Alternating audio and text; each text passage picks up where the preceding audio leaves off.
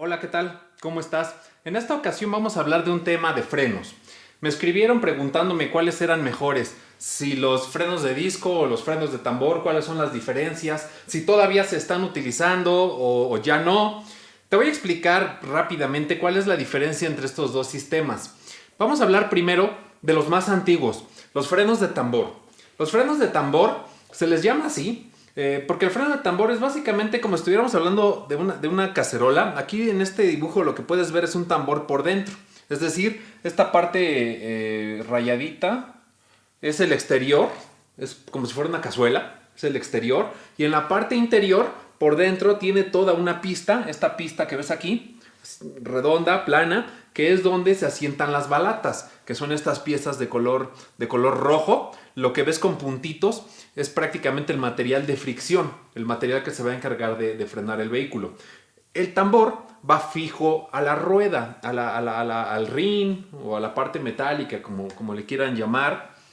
Va fija y aquí entran los tornillos con los cuales se sujeta la rueda al vehículo, a la masa. Entonces está la rueda, está el tambor y van girando uno a uno.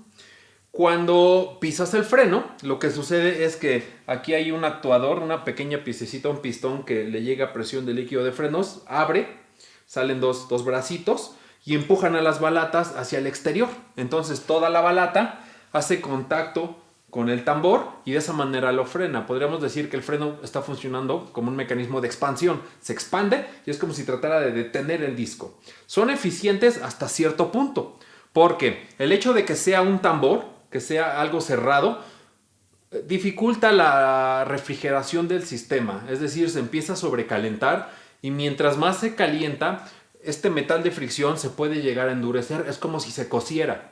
Se endurece el material de fricción y pues eso va a causar que se endurezca y su capacidad de frenado disminuye.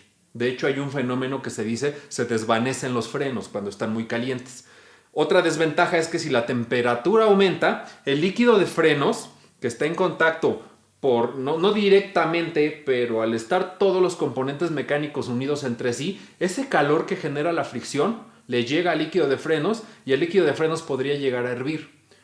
Dependiendo del tipo de líquido de frenos, que hay desde un DOT, que es la clasificación que le da el Departamento de Transporte, Department of Transport, DOT, así se le llama, va del 1 al 5. Hay por ahí un 5.1, 5.2, dependiendo del tipo. Mientras más alto es el número, soporta más temperatura.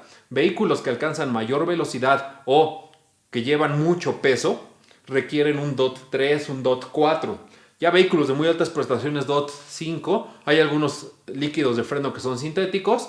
Te recomiendo que si tú le das servicio a tu vehículo o lo llevas a que le hagan servicio, no está por demás verificar que están utilizando el líquido de frenos adecuado. Entonces, regresando al freno de tambor, te comentaba que se genera calor y ese calor hace que los frenos, pues bueno, no funcionen tan efectivamente. Otra desventaja que tienen los discos de tambor es en condiciones de lluvia.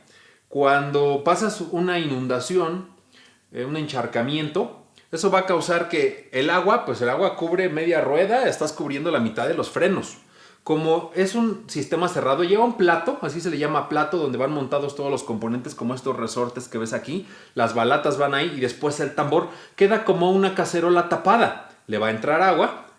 Una vez que sales de la inundación, pues el agua va a salir, pero no va a salir tan rápido. Eso va a causar que después de haber pasado un charco, una inundación, tus frenos no sean tan efectivos. Te recomiendo que si tu vehículo tiene frenos de tambor, después de pasar en una condición de ese estilo, pises el freno varias veces, aunque no necesites detener el vehículo, pero con la finalidad de que sacar el agua del mecanismo y que cuando realmente necesites tus frenos, te frenen, porque la acumulación de agua no los va a dejar funcionar de forma tan efectiva. ¿Por qué se siguen utilizando? Por costo. Los frenos de tambor tienen un costo más bajo de producción que los frenos de disco. Porque no es solo, uno diría, bueno, pues es que es más metal o metal. No es solo el metal, son los demás componentes donde se fija. Requiere más piezas un freno de disco. Entonces, por costo se siguen utilizando. Si estás por comprar un auto, pues te recomiendo que verifiques qué tipo de frenos tienen. Porque aunque te digan que está equipado con frenos ABS, ambos sistemas pueden incorporar el ABS, pero eso no quiere decir que los problemas que te comento de temperatura, de inundación, se vayan a resolver. El ABS es otro sistema que si gustas después lo podemos tocar. Entonces, recapitulando, ¿cuál sería la ventaja? La ventaja prácticamente es el costo. Párale de contar. Desventaja, sobrecalentamiento y lo que te comentaba en inundación. Pasemos a los frenos de disco, que los frenos de disco son los más populares e incluso hoy día se pueden utilizar en la parte delantera del vehículo y en la parte trasera, en los dos ejes. Y es lo mejor que existe un freno de disco hoy día. Y hay muchas variantes de frenos de discos, pero no voy a ahondar. Te recomiendo que si quieres saber más acerca de los frenos de disco, busques en mi canal. Hay otro video que habla exclusivamente de frenos de disco y ahí puedes ver las diferencias que existen. Pero para este caso lo estamos comparando con los frenos de tambor. Un freno de disco, como su nombre lo dice, es un disco metálico, que aquí lo puedes ver, es el disco. Aquí están los orificios donde entran ya sea los birlos o por ahí pueden salir los pernos para fijar la rueda. Y lleva las balatas o pastillas, o les llaman de muchas maneras.